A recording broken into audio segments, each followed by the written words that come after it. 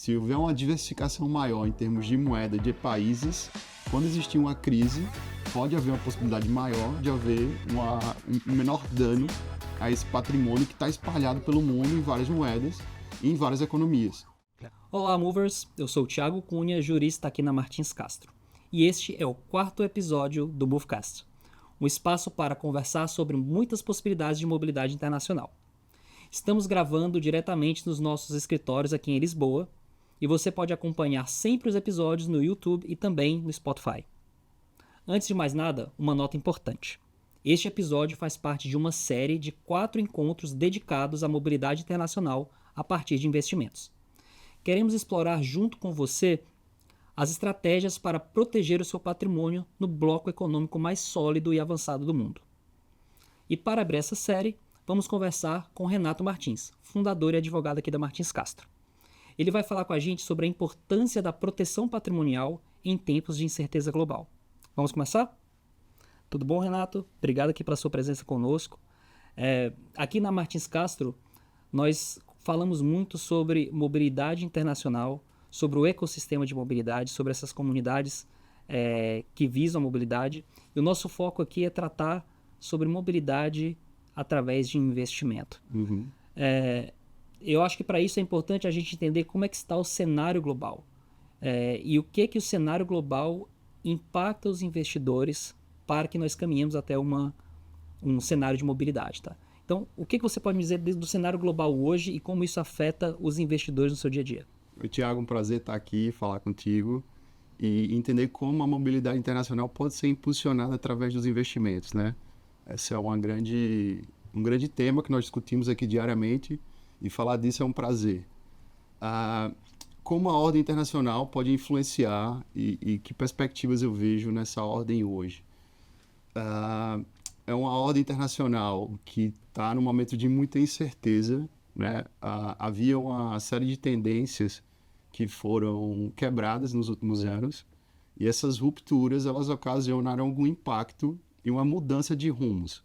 Então, acho que uma principal leitura que eu faço do cenário internacional hoje é que atualmente existe uma incerteza e uma mudança de rumo de como o mundo estava sendo conduzido nas décadas anteriores. Então, uma primeira análise é entender um pouco como é que o mundo vai se comportar daqui para frente com essas rupturas e como é que o investidor internacional ele pode olhar para isso como uma oportunidade. Então, o que você está dizendo é que antes a percepção era que o mundo fosse mais globalizado ou o mundo fosse mais aberto a essa internacionalização e agora parece que a gente está caminhando para outro sítio, para outra posição? É como se o sistema internacional ele tivesse uma ordem que era dominante por muito tempo, pós-Segunda Guerra, e essa ordem estava seguindo uma tendência de que ia ser hegemônica, né? E aí, no âmbito internacional, não só os investimentos, mas toda a lógica internacional, a cadeia de suprimentos internacional, a configuração geopolítica, a aliança entre países, ela segue uma lógica entendendo que aquelas regras elas vão predominar. E quando há uma ruptura dessa lógica internacional, desse sistema internacional, das regras que estão postas no jogo, existe uma grande incerteza de qual vai ser os princípios que vão substituir essa antiga ordem. E aí é o ponto que estamos hoje, com essas rupturas tão recentes, como guerra, pandemia, e essa nova configuração de países, né, se aliando, e uma nova política tendo nascimento no aspecto nacional, né? A gente observa um fenômeno político nacional novo também. Eu acho que talvez nós aqui que somos da geração dita millennial, a gente percebeu muito isso, né? A virada ali dos anos 2000 para cá, onde tinha um movimento muito grande de internacionalização, onde começou-se não só numa perspectiva Brasil, já se consumia muitos produtos, seja cultural ou produtos mesmo tecnológicos com a abertura do mercado, para um movimento hoje que parece um tanto hostil ao estrangeiro, né? Um tanto hostil ao estrangeiro. Isso vai até ao diferente, aquele que parece que traz uma ameaça, né? Ou seja, e aí eu percebo que você fala quando a estrutura internacional hoje parece apontar como um refluxo, né? Como um caminho reverso do que estava antes. Tiago, é como se o nacionalismo tivesse ganhado uma nova força. E a antiga tendência era essa internacionalização. Nós nos tornamos mais globais e mais internacionais. E muito dessa estrutura está de pé. Essa estrutura da globalização está de pé. Né? Ela não só está de pé, como ela persiste ainda nesse movimento de nacionalização. E na perspectiva do investidor, como alguém que está entendendo esse cenário e está percebendo agora, talvez de uma maneira mais clara nessa nossa conversa, que esse fluxo está acontecendo. O que ele deve fazer? Quais são os passos que ele deve tomar para se proteger dessas incertezas? Porque a nacionalização ela vem atrelada, para além da nacionalização, dos efeitos dessa crise global que vem junto, né? Uhum. E aí seja governos mais autocráticos, uma restrição na economia, uma proteção a nível nacional que impacta na cadeia internacional, que aumenta a inflação e, enfim, todos os efeitos que estamos vendo agora. Exato. Então, como alguém que entende esse cenário atual, pode seguir com seus investimentos? O que ele deve fazer? Eu acho que uma primeira dica é entender um pouco esse cenário internacional. É entender esse cenário de ruptura, entender esse cenário de nova ordem. Isso é fundamental para o investidor conseguir olhar para esse cenário como uma oportunidade, não como uma ameaça.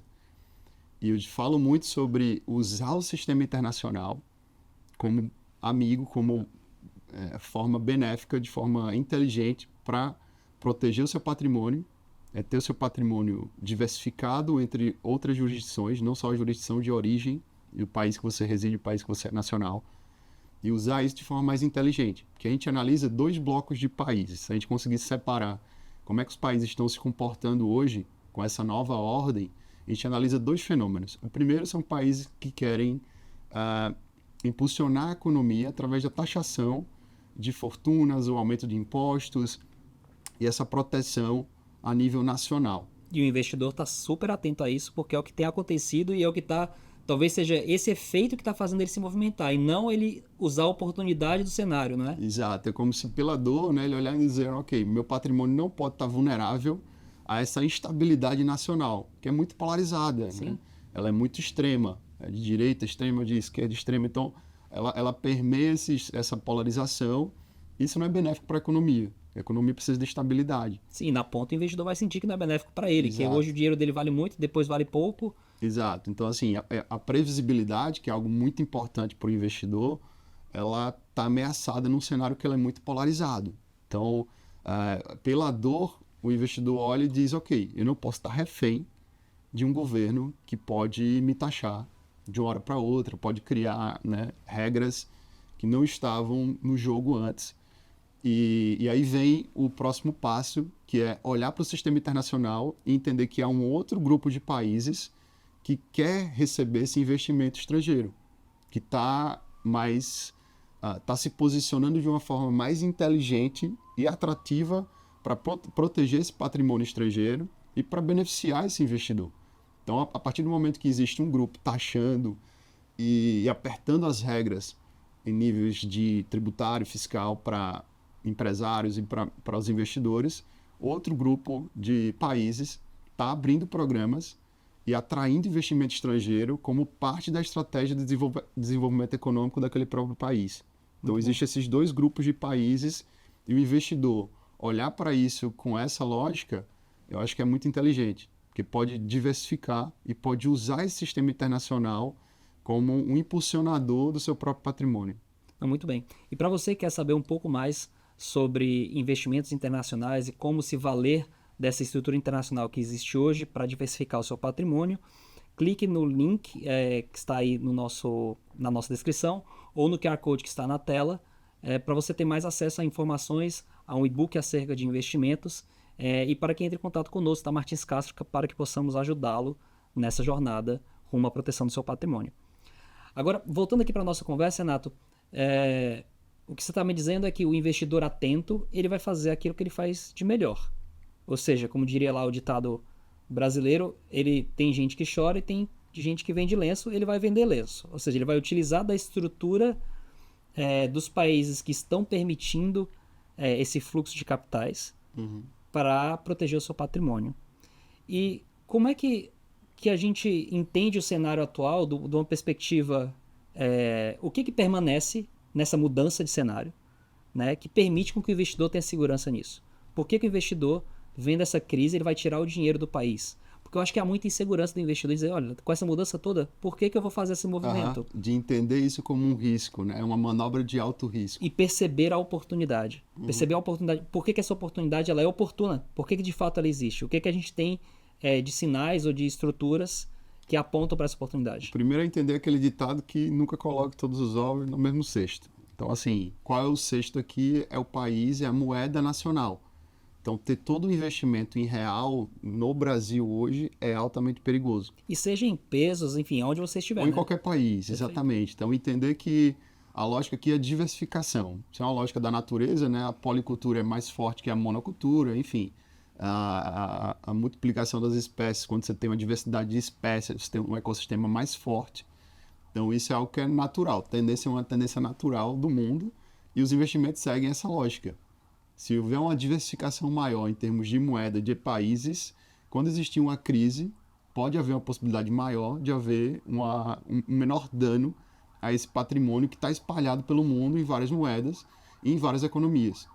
E é interessante que essa estrutura, isso é possível porque nós temos as estruturas por trás, né? Nós falamos ali do movimento de globalização, e em uma perspectiva jurídica, mas assim, ainda de uma perspectiva de investimento também, você vê que existem estruturas subjacentes, né? Ou seja, estruturas que estão ali por baixo, que permeiam, seja a legislação, seja a estrutura financeira, que permitem esse fluxo de investimentos. Exato. Algumas tendências aqui, como você bem citou, de replicar modelos jurídicos, regulamentos jurídicos que funcionaram. Então, os países olham uns para os outros e veem o que funcionou e conseguem replicar isso na ordem nacional.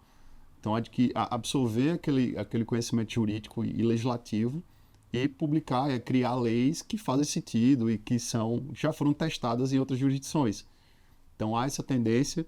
E há uma outra, Tiago, que eu falo muito, que é hoje investir num outro país não é tão arriscado e tão, vamos dizer, complexo, porque o sistema bancário internacional ele passou por um processo de transformação digital. Então, isso quer dizer que o nível de acesso a dados e controle desse investimento hoje, ele é totalmente diferente de 10, 12 anos atrás. Então, hoje o investidor que coloca seu dinheiro em outro país, ele tem um controle total em tempo real desse investimento. Então, os bancos, os fundos de investimento, eles conseguem disponibilizar ferramentas digitais, logicamente, para que aquele investidor consiga monitorar esse investimento e ter um controle maior nessa tomada de decisão, que é quase que em tempo real. Então, assim, não virou tão distante, tão complexo fazer um investimento internacional hoje. Então, você não precisa ir para o país, você não precisa morar no país de destino. Existem todas as ferramentas hoje de forma digital que facilitam esse processo e o controle e a transparência desse investimento ela é altíssima, ela é muito grande. Então, houve esse investimento nos últimos anos por parte de bancos e o sistema internacional, o sistema financeiro internacional também. Então, hoje é muito fácil controlar um investimento que está em outro país, é muito fácil entender e mudar um pouco essa rota. Então, existe essa facilidade hoje em dia. Isso é interessante porque em um nível mais que talvez seja próximo daquele que não está acostumado a investir, é a própria natureza do câmbio ali quando você vai fazer uma viagem internacional. Antigamente você tinha que comprar um monte de moeda estrangeira, enfiar tudo no bolso, pegar um avião, ficar com medo de estar com aquela quantidade de papel moeda ali, vou perder o meu dinheiro, vão roubar o meu dinheiro. E hoje em dia você tem uma facilidade de bancos digitais que permitem que você faça a transação na hora, que você não leve um centavo em moeda estrangeira e que você consiga fazer todo tipo de compra e passar meses, se for o caso, em outro país sem que você faça essa diversificação, né? Exato. Imagina 15 anos atrás, fazer um investimento internacional era algo ultra complexo, né? Você teria que ir para o país de origem, ter que criar uma conta, criar um número fiscal, trazer um dinheiro de forma física, né? Então, isso tudo foram avanços que aconteceram nos 10, 15 anos atrás, nos últimos 10, 15 anos. E isso está alicerçado e me parece que é muito claro, e aí eu acho que é onde tem essa segurança nessa movimentação. Essa estrutura, ela é muito perene, porque nós falávamos lá atrás, né? Ao você replicar legislações ou modelos que funcionaram, os países funcionam assim desde sempre. É assim que que a legislação europeia veio do Império Romano, que a legislação brasileira também bebe muito ali do direito romano, e essas semelhanças, elas persistem por muito tempo. Por isso que os modelos financeiros, as estruturas jurídicas, digamos, são muito semelhantes. Uma SA nos Estados Unidos é muito semelhante a uma SA no Brasil. Ou melhor, uma SA no Brasil é muito semelhante a uma corporation nos Estados Unidos, que é muito semelhante a uma sociedade anônima aqui em Portugal. Ou seja, essas estruturas, que são as estruturas que estão acostumadas a fazer esse fluxo de capitais, do ponto de vista jurídico, elas são muito assemelhadas.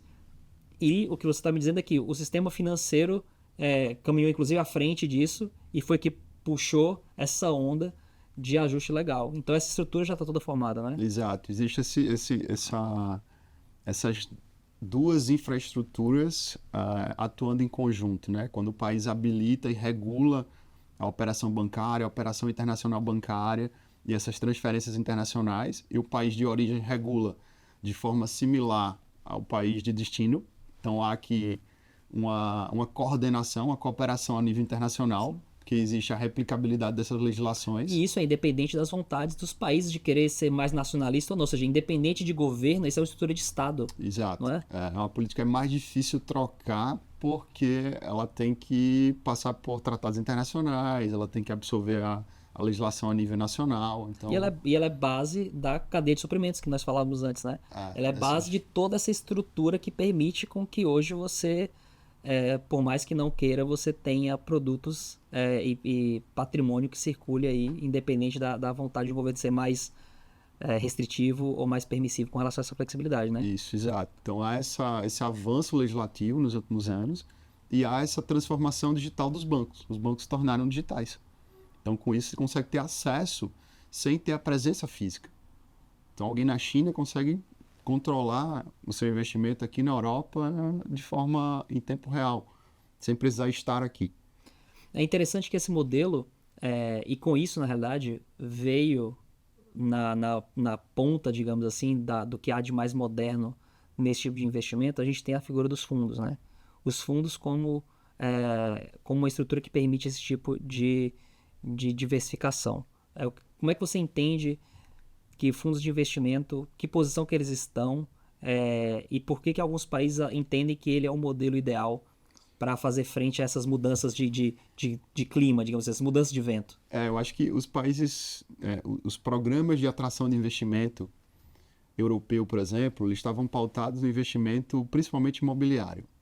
Então foi isso que Portugal fez, que Espanha fez, e existiu uma análise desse efeito de que os programas foram altamente bem-sucedidos. Desenvolveu uma atração muito grande de investidor internacional para comprar imóvel nesses países, em Portugal e Espanha. Só que isso ocasionou uma elevação dos preços dos imóveis. Isso é um efeito, uma externalidade negativa de um programa que foi bem-sucedido.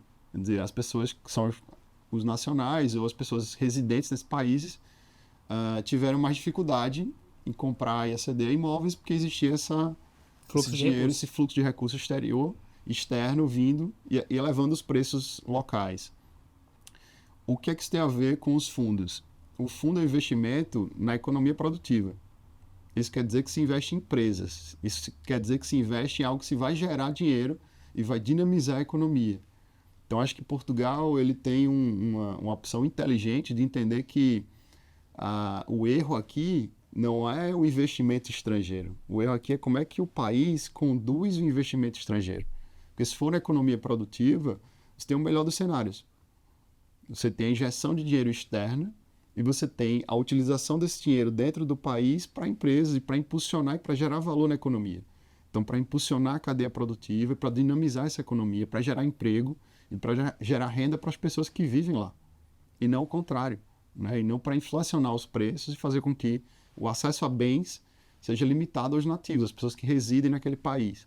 Então, os fundos eles são altamente regulados, eles passam por esse escrutínio legal e as agências reguladoras locais elas conseguem estabelecer regras rígidas para estabelecer um fundo, para se gerir um fundo, para se alocar os recursos. Então, existe uma transparência, um controle muito rígido a nível de fundos e o fundo consegue aplicar esse dinheiro onde vai gerar valor para a economia e, por conseguinte, gerar emprego e renda para as pessoas. Então, o que você está me dizendo, e aí a gente vai entrar talvez ou dar uma sugestão dos temas dos próximos episódios, é que Portugal, entendendo essa movimentação que está a acontecer, e se valendo das estruturas financeiras e jurídicas que existem hoje, entendeu que, olha, faz sentido que nós recebamos recursos, porque foi um modelo que deu certo. Teve ali externalidades negativas, que foi o aumento aqui dos valores dos imóveis em Portugal, por exemplo, mas que ocorreu em outros países, mas que tem que ser feito um ajuste ali, e esse ajuste vem através dos fundos de investimento. E os fundos de investimento, por terem uma regulação nacional que replica as regulações internacionais, e aí você tem vários países e vários agentes em países diferentes exigindo que aqueles fundos que são acreditados, que são confiados pelo governo para trabalhar, eles têm profissionais por trás que vão garantir que o dinheiro vai fluir bem, dão a segurança dessa estrutura. Então Portugal está se valendo desse modelo para trazer recursos para a economia local. Exato, entendendo que o inimigo aqui não é o investidor estrangeiro. Pelo contrário, a forma que o país conduz esse investimento é que pode ocasionar alguns efeitos colaterais, como no caso dos imóveis. Mas se bem conduzido, o investimento estrangeiro pode gerar uma série de benefícios e fazer com que mais empregos sejam gerados e que esses residentes, esses nacionais, tenham sua vida melhorada através desse próprio investimento. Perfeito. E eu acho que aqui a gente tem um ponto adicional que está muito atrelado ao nosso core aqui da Martins Castro, né? Ao nosso negócio em si, que é a mobilidade. Que é como que esse investimento, nessa estrutura toda que nós conversamos agora, e como Portugal hoje entende que esse investimento é positivo, como que isso pode trazer mobilidade para o investidor, para os seus familiares, para a sua família e para as futuras gerações.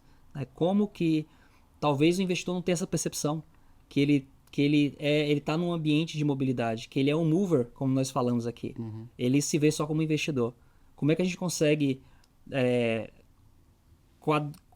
coadunar essas duas posições para que o investidor perceba isso? Isso é algo que a gente fala muito aqui, é como o investimento ele pode abrir portas e tornar aquele investidor mais livre no mundo. Né?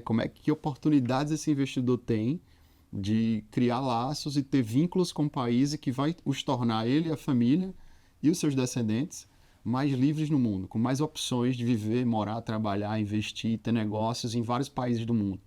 Então a gente nota que isso é um valor muito grande para as pessoas estão acordando para essa necessidade, que não é mais um luxo, ela é uma necessidade para quem consegue entender essas dinâmicas globais. O que nós sempre falamos, você não controla o mundo exterior, mas você controla a sua decisão e como agir com relação a esse mundo exterior. E como olhar para aquilo, né, pela ótica positiva, de entender o copo meio cheio. Ok, se o cenário global é de ruptura e de nova ordem, eu vou olhar como é que esse cenário está me beneficiando.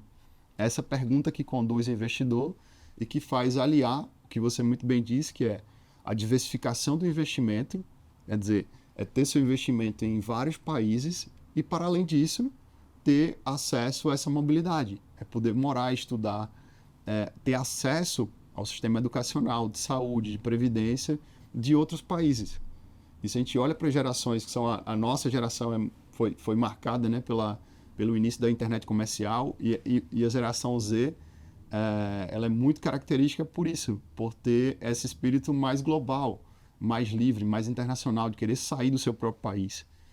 E muitos investidores olham para isso como uma herança, que vai deixar para os filhos e para as próximas gerações essa liberdade de estar no mundo. A possibilidade de estar em Portugal, de estudar aqui, de estar na Europa de forma geral, ou de estar em outros países que têm programas similares e que vão beneficiar e que vão trazer essa liberdade para essas gerações. E essa liberdade, ela não é uma liberdade distante, né? Você vê que é uma tomada de decisão. É você tomar a consciência e tomar a decisão. Exato. E é o que nós fazemos aqui na Martins Castro, é isso, né? Permitir com que o investidor, com que aquele indivíduo que quer fazer a sua mobilidade, que ele acenda a isso, né? Que ele consiga fazer essa mobilidade. É que ele junte, que ele alie a estratégia de proteção e de crescimento do seu patrimônio a uma estratégia internacional, que vai o deixar mais livre e a sua família também.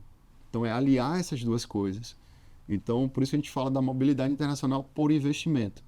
É como olhar para o seu investimento e dizer, ok, como é que eu posso diversificar meu investimento, proteger ele, porque ele vai estar mais diversificado, e a partir daí ter mais mobilidade. Como é que a minha família vai estar mais livre? Como é que meus filhos vão poder estudar na Europa sem pagar taxas de um estrangeiro? Sim. E aí você consegue ter esse binômio aí, que é o grande benefício de você ter uma segurança, por uma segurança jurídica que o país permite, uma segurança econômica que já está de cara atrelada à própria moeda, a segurança da força do euro, no caso de Portugal, com o seu planejamento de mobilidade, o seu planejamento de permitir com que você tenha mais liberdade. Então você sai da liberdade só do ponto de vista econômico para a sua liberdade de movimentação efetiva, né? De você se mover, de você mover o seu mundo, como falamos tanto aqui, né? E ter essa estratégia, então é ter uma estratégia internacional. E isso passa por vários aspectos da vida, né?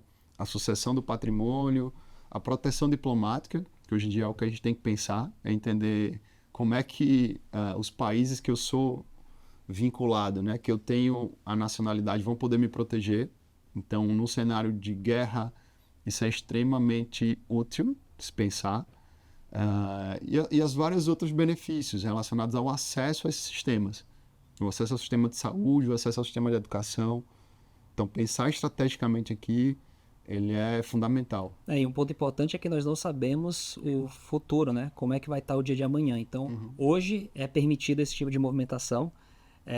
E é uma garantia que é muito diferente e nós estamos falando aqui de mobilidade através de um caminho para a nacionalidade, e com a cidadania você tem um direito muito sólido, muito garantido, que você vai garantir não só para si como para sua família. Eu vi há pouco estava ouvindo um podcast sobre um investidor que ele é cidadão europeu e no cálculo dele faz sentido ele ter outra nacionalidade europeia.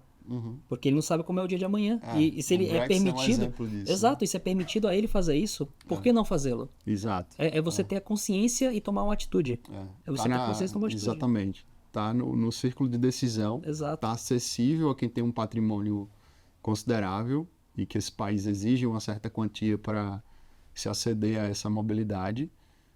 E está no âmbito da decisão, da consciência, de entender que esse patrimônio pode sim ser um instrumento para mobilidade. Muitos não sabem, Thiago, isso é incrível. Sim. Né? A gente conversa aqui com pessoas todos os dias, com investidores, e muitos não fazem ideia que existem programas que são como o Golden Visa em Portugal.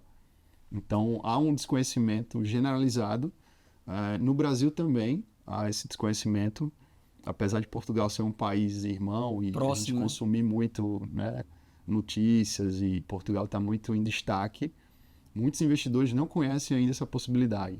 Então, é um papel nosso aqui falar um pouco sobre esses conceitos e chamar atenção para essas possibilidades, né, do investimento ser um caminho para ter uma múltipla nacionalidade, uma dupla nacionalidade, e aproveitar essa oportunidade, porque o cenário pode mudar. Né? A Espanha acabou de fechar os seus programas de Golden Visa, Portugal ainda tem a possibilidade.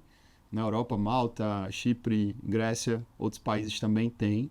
Mas é importante entender que, por essa polarização nacional, essas trocas de partido, né, muito polarizados nos países, essas políticas podem acabar de uma hora para outra. Sim, sim. Nos próximos episódios, acho que nós vamos explorar exatamente isso, essa tomada de consciência, para que o investidor entenda um pouco mais do cenário, entenda como é que é essa movimentação aqui em Portugal e quais são as chances que se apresentam para ele. Queria te agradecer, Renato. Foi muito bom a gente termos esse papo. E eu acho que trazer essa visão de mobilidade para os investidores é muito bom. Obrigado, foi um prazer. Espero que tenhamos ajudado os investidores a olhar para esses caminhos e tomar decisões que os beneficiem, a sua família também. Estamos aqui sempre para ajudar e apoiar esses investidores. Muito obrigado, muito obrigado. Esse foi apenas o começo da nossa série especial sobre mobilidade internacional e investimentos. Se você que nos acompanhou quer saber uma forma de como proteger o seu patrimônio de forma inteligente e segura, não esqueça de acessar o QR Code na tela ou o link na descrição para falar com um dos especialistas aqui da Martins Castro. E fica também um convite para você continuar conosco, porque nos próximos episódios nós vamos falar mais sobre esse tema tão importante nos dias de hoje. Oportunidades de investimento internacional, especialmente em Portugal, como estruturar um plano de proteção patrimonial e também qual é o melhor caminho a seguir. Você pode contar com uma assessoria especializada e isso vai fazer toda a diferença. Nos vemos nos próximos episódios da Movecast. Até lá!